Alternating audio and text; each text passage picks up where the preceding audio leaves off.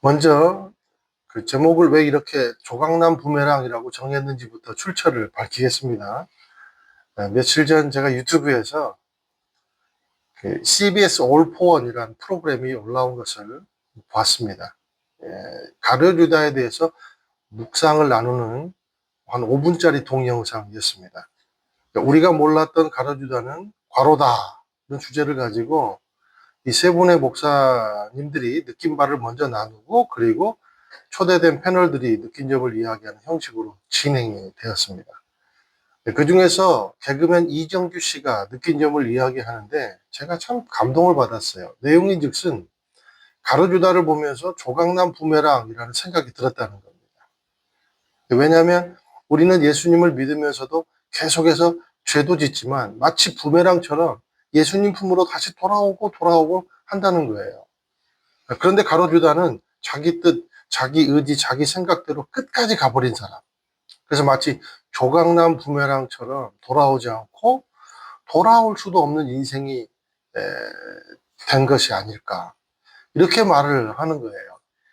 제가 이 묵상에 감동을 받아서 댓글을 달았습니다. 조각난 부메랑 진짜 공감되네요. 제가 좀 출처를 밝히고 써도 될까요? 이렇게 댓글을 달았는데 시간이 지나도 답글이 없어서 그냥 출처를 밝히고 이 제목으로 정한 것입니다. 제가 이 묵상을 들으면서 몇 가지 묵상을 했는데, 참 인생에서 방향성이 얼마나 중요한 것인가, 그리고 인생에서 원심력이 얼마나 중요한 것인가, 다시 돌아올 수 있는 품이 있다는 것이 얼마나 희망적인 것인가 생각을 해보게 되었습니다. 저와 여러분이 가룟유다처럼 회복력을 잃어버린 조각난 부메랑이 되지 않기를 주님의 이름으로 축원을 드립니다. 우리 21절 함께 한번 읽어보실게요. 예수께서는 이렇게 말씀하시고 나서 심령으로 몹시 괴로워하며 말씀하셨습니다. 내가 진실로 진실로 너희에게 말한다. 너희 중 하나가 나를 배반할 것이다. 예수님이 제자들과 마지막 만찬을 치르신 때는 지상에서의 마지막 일주일 중에 목요일에 해당되는 날, 이른바 세족의 날이었습니다. 이 날이 지나서 이제 금요일 새벽이 되면 예수님은 잡혀가실 것이 예정되어 있으셨습니다. 마태복음 26장 14절에서 16절 읽어보실게요. 그때 12제자 중 하나인 가룟 사람 유다가 대제사장들에게 가서 물었습니다. 예수를 당신들에게 넘겨주면 내게 얼마를 주겠어? 그들은 유다에게 은돈 30을 쳐 주었습니다. 그때부터 유다는 예수를 넘겨줄 기회를 엿보았습니다.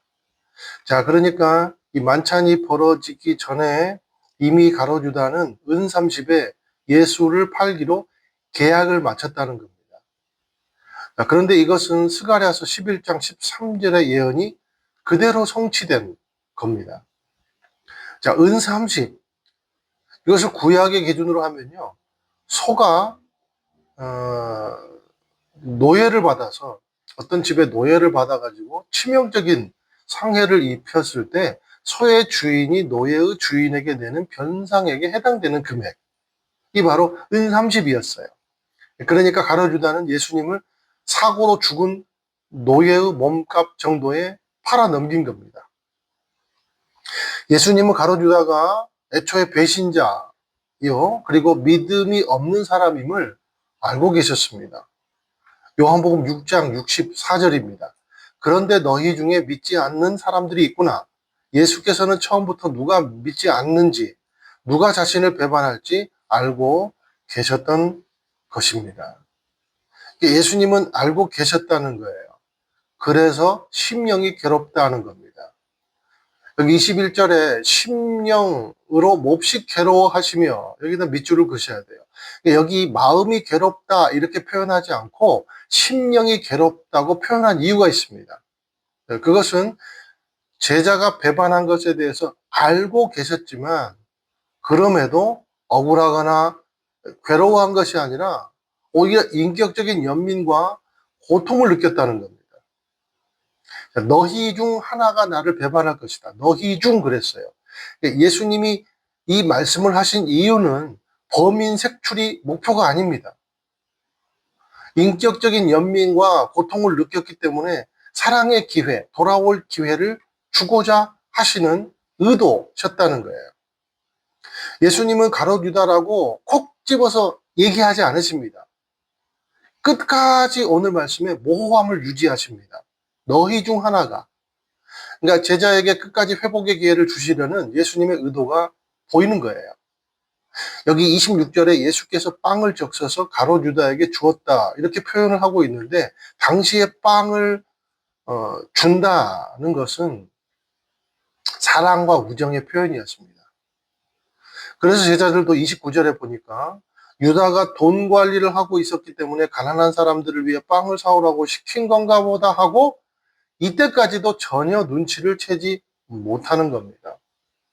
자, 다들 똑바로 들어. 나를 배반한 놈은 이 바로 가룟 유다야. 지금은 내가 십자가의 과업 때문에 참는다마는 부활하면 넌 죽어. 그러지 않으셨다는 겁니다. 은근히 소문내고 다니고 다른 제자들을 조종해서 가룟 유다를 왕따시키고 배제시켜버리지 않으셨다는 거예요. 자, 이 이야기를 통해서 우리가 알 수 있는 것은 뭐냐면 예수님은 전혀 모르고 배신당한 비극의 주인공이 아니다는 겁니다. 예수님은 모든 상황을 알고 계셨지만 묵묵히 끝까지 맡겨진 제자를 사랑하고 구원의 길을 순종하신 메시아라는 거예요.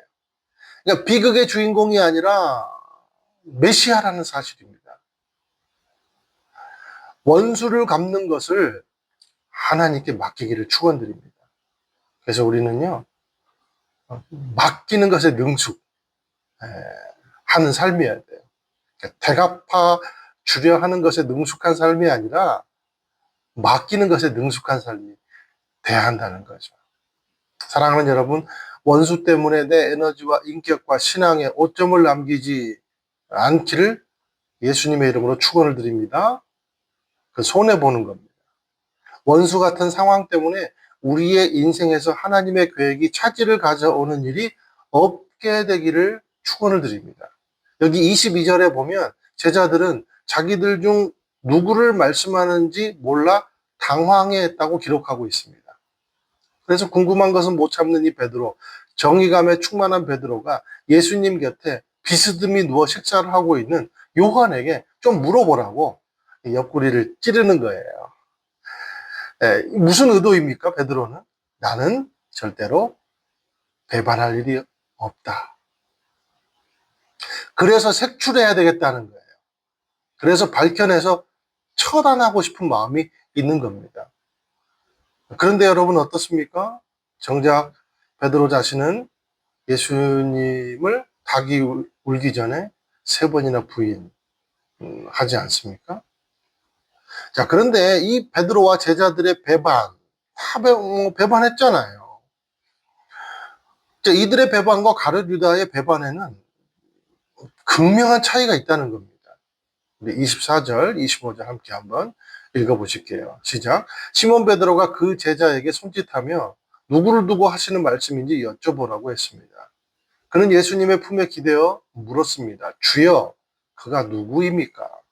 자, 제자들도 궁금해했고 베드로도 궁금해했습니다. 그래서 물은 겁니다. 주여, 그가 누구입니까?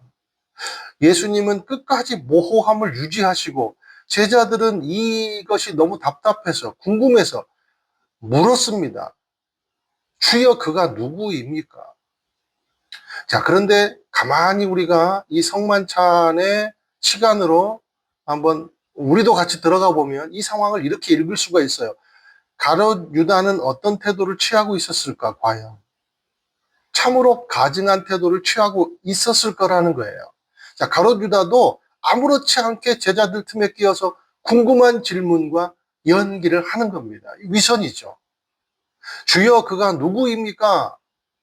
같은 질문 속 다른 마음이 있는 겁니다. 가룟 유다는 같은 질문 속에 묻혀서 지금 들킬까를 두려워하고 있는 겁니다. 다른 제자들은 같은 질문을 하면서 그런 일은 없겠지만, 그러고 싶지도 않지만, 혹시라도 내가 그렇게 두려워하고 있는 겁니다. 그러니까 이들은 넘어질까 두려운 겁니다. 들킬까 두려운 것은 믿음이 없는 겁니다. 이것을 위선이라고 합니다. 넘어질까 두려우면 믿음이 있는 겁니다. 이것을 사랑이라고 합니다. 이것이 바로 다른 제자들과 가룟 유다의 차이라는 거예요. 예수님을 진심으로 사랑하면 넘어질까 두려워합니다. 변질을 두려워하는 거죠. 예수님보다 다른 것을 사랑하면 들킬까 두려워합니다. 본질에서 멀어져서 변질이 된 것입니다. 혹시라도 우리가 부부 간에, 친구 간에, 그리고 성도 간에, 동역자 간에 들킬까 두려워 불안해하는 면이 있지는 않습니까? 다시 복음 앞으로, 다시 십자가 앞에 정직하게 나아가 예수님과 사람 앞에 진지함을 회복하게 되시기를 축원을 드려요. 27절과 30절을 떼어서 읽어보시겠습니다. 유다가 빵을 받자 사탄이 그에게 들어갔습니다. 예수께서 가룟 유다에게 말씀하셨습니다. 내가 하려는 일을 어서 하여라. 30절요. 유다는 빵 조각을 받은 후 밖으로 나가버렸습니다. 그때는 밤이었습니다.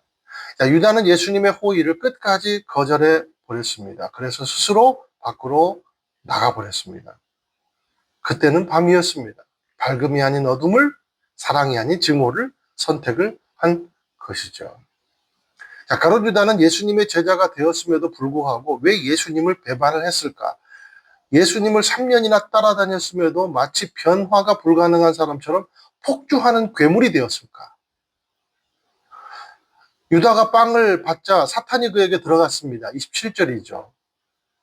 유다의 방향성이 예수님과 완전히 달랐다는 게 그 이유예요.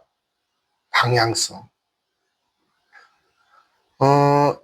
요한복음 13장 1절과 3절 읽어드릴게요. 6월절 전에 예수께서는 이 세상을 떠나 아버지께로 가실 때가 됐다는 것을 알고 계셨습니다. 예수께서는 세상에 있는 자기의 사람들을 사랑하시되 끝까지 사랑하셨습니다. 예수께서는 아버지께서 모든 것을 자기 손에 주셨으며 자신이 하나님께로부터 왔다가 하나님께로 돌아갈 것을 아시고는 이 세상을 떠나 아버지께로 가실, 누구에게로요? 아버지께로. 예수님은 방향성이 분명했어요. 아버지께로. 또 3절에 보니까 자신이 하나님께로부터 왔다가 하나님께로 돌아갈 것을 아셨다. 누구에게로요? 예수님은 이 땅에 오셔서 공생애를 지내시는 동안 늘 방향이 하나님 아버지, 하나님의 나라로 향해 있으셨다는 겁니다. 그래서 40일 동안 금식하시고 마귀에게 시험을 당하셨어도 능히 이기실 수 있었습니다. 왜요? 방향성이 너무나도 명확했기 때문이죠. 자, 그런데 가룟 유다의 방향성은 예수님을 향해 있지 않았습니다. 반대로 자신의 야망, 정치적인 욕심에 향해 있었습니다. 가룟 유다는 예수님을 처음 만나고 예수님의 능력에 매료돼서 비전을 세우게 됩니다. 로마의 압제에서 이스라엘을 해방시킬 압도적인 능력의 사람이었자면 예수님이라고 생각을 했던 거죠. 다른 비전, 다른 방향을 품은 겁니다. 동상이몽인 것이죠.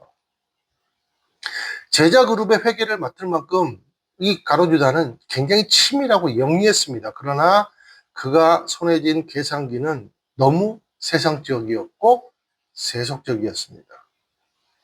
그래서 마리아가 향유옥합을 예수님께 부을 때 가룟 유다는 그것이 엄청난 낭비라고 생각을 했습니다. 더군다나 예수님이 그렇게 낭비하는 마리아를 보고 이렇게 말씀하시는 거예요. 야, 이것은 내 죽음을, 그러니까 내 장례를 치르는 일이다. 애도하는 일이다. 이렇게 말했을 때는 이제 가룟 유다는 완전히 머리가 돌아가 버립니다. 폭발하게 돼버립니다. 이 예수라는 사람이 내 생각, 내 방향과는 완전히 다른 사람이구나. 배신감마저 느낍니다. 결국 예수님과 가장 가까이 있지만 가장 멀리 있는 사람이 된 거예요. 우리가 이 예배당에 예수님을 가장 가까이서 예배하지만 예수님과 가장 멀리 있는 사람이 될 수도 있다는 거죠. 유다는 예수님을 계산했고 예수님은 유다를 사랑하셨습니다. 유다는 예수를 강력한 왕으로 보았고 제자들은 유다를 선하신 스승으로 봤습니다. 방향이 완전히 다른 거예요. 삼킬자를 두루 찾아다니는 마귀는 그럼 과연 누구를 타겟으로 삼을까? 바로 방향성이 틀어진 사람을 타겟으로 삼습니다. 결국 방향성이 틀어진 사람이 마귀의 밥이 되는 겁니다. 자, 우리도 살다가 베드로처럼 제자들처럼 넘어지고 무너지고 깨지고 상처 입을 수 있습니다. 그럴 때마다 주님 넘어질까 두렵습니다 하면서 마치 부메랑처럼 던져도 주인에게 돌아오고야만 하는 방향성이 있다면 적어도 마귀의 밥은 되지 않아요. 사랑하는 여러분, 구원받은 사람은 넘어질 수 있습니다. 죄 지을 수 있습니다. 합리화가 아닙니다. 음, 그러라고 권장하는 게 아닙니다. 그런데요, 구원받은 사람은요, 넘어질 수 있고 죄 지을 수 있지만 거기에 오래 머물지는 못합니다. 왜요? 방향성이 정확하기 때문에. 넘어져도 방황해도 십자가 앞으로 넘어지고 교회 주변에서 방황하게 되시길 축원드려요. 이것이 마귀의 밥이 되지 않은 방법입니다. 우리가 예수님은 이런 부러진 부메랑 같은 방향성을 잃은 유다를 왜 제자로 선택하셨을까라고 묻기 전에 물어야 될 게 있습니다. 그것은 뭐냐면 예수님은 왜 나 같은 사람을 선택해 주셨을까? 그래야 예수님은 우리에게 조건 없는 기회를 주시는 분이시구나는 사실을 깨닫게 되는 거예요. 인간은 악할지라도 하나님의 인내와 사랑은 멈추질 않습니다. 예수님은 이런 유다를 왜 제자로 선택하셨을까? 구원을 성취하고자 하는 순종이 있으셨기 때문입니다. 누구를요? 저와 여러분. 그러니까 이 문제는 단순히 선택했냐, 선택하지 않았냐, 그런 문제가 아닙니다. 이 문제를 넘어서 이 선택은 우리를 구원하시려는 거대한 경륜이 있었다는 거예요. 나 같은 죄인을 위한 하나님의 위대한 결정이었다는 겁니다. 마태복음 27장 1절에서 10절에 보면 가룟 유다가 예수를 판 것에 대해서 뉘우쳐서 은 30이라는 계약금을 대제사장들과 장로들에게 돌려주었어요. 그런데 거절을 당했다는 기록이 나옵니다. 그래서 가룟 유다는 그 돈을 성소에 내던지고 뛰쳐나가서 성경에 보면 뛰쳐나갔다고 표현하고 있어요. 결국 그리고 목을 매달아 자살을 합니다. 사도행전에는 이 과정을 어떻게 표현하고 있을까? 사도행전 1장 18절, 19절. 유다는 자기 불의의 대가로 밭을 샀는데 거기서 그는 곤두박질에 배가 터지고 내장이 온통 밖으로 쏟아져 나왔습니다. 이 일이 예루살렘에 사는 모든 사람에게 알려졌습니다. 이 밭을 그들의 지방말로 아겔다마라고 불렀는데 그것은 피의 밭이라는 뜻입니다. 초기 교부였던 파피아스의 전승에 의하면 가룟 유다는 몸이 비정상적으로 막 부풀어 올랐대요. 그리고 가룟 유다가 죽은 자리에 너무 악취가 심해가지고 사람들이 근처를 지나가지도 못했다. 이렇게 전해지고 있습니다. 아무도 관심을 가져주지 않은 거죠. 결국 유다는 예수님을 팔았지만 누구를 판 것입니까? 자기 자신을 판 거예요. 죄와 사탄의 노예가 된 마치 구약의 이 노예라는 시신의 몸값, 또 죄와 사탄의 노예가 된 자신의 몸값이 결국 은 30의 가치였다는 겁니다. 악취나는 인생이 될 것인가, 향기나는 인생이 될 것인가, 값싼 인생이 될 것인가, 값을 매길 수 없는 인생이 될 것인가.